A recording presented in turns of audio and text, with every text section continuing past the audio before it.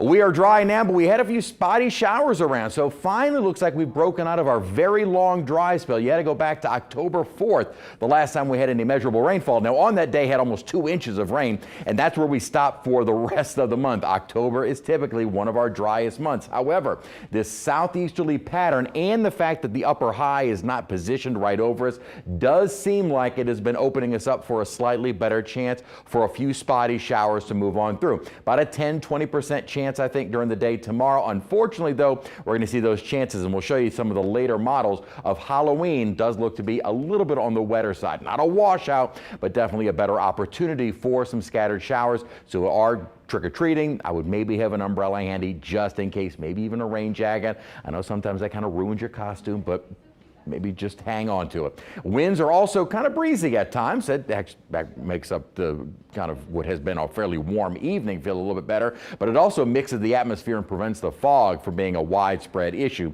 and thankfully not looking at that being a concern overnight tonight. Mostly clear to partly cloudy at the moment, 75 degrees and winds east at 11. Dew point is 70, so it is definitely more humid, and with that higher humidity, those dew points upper 60s, that will prevent us from getting very cool through the overnight tonight.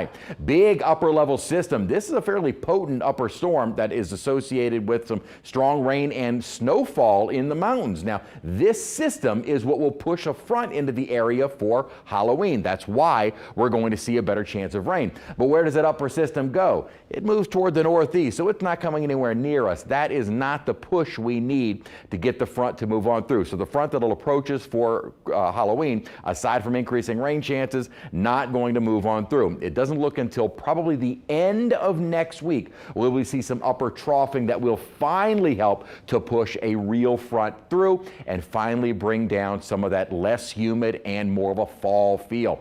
But we got to wait until the end of next week for that to happen. In the meantime, we'll keep that southeasterly wind in place, and notice already some showers out over southwestern Louisiana, and could start to see some more of those spotty in nature during the day tomorrow. I don't think it's going to be a big deal rain chance tomorrow. That rain chance, though, does increase for Halloween. As far as the timing and exact placement of the rainfall is still kind of uncertain. Definitely looks like a better opportunity, maybe a little bit more north and west. Now, this model, though, does bring in some showers from the south, so we'll just have to wait and see where some of the showers, though, set up for Halloween. Right now, just about anywhere could see that good chance, or I should say better chance, for some of those spotty to scattered showers. About an isolated 10-20% chance tomorrow, about the rain chances that we had today. That does increase with that approaching front for Thursday. As the front dissipates, we'll start to lose that more significant rain chance. And again, I'm not talking about a washout for our Thursday, just slightly better chance and certainly more rain than we have seen in the last numerous days.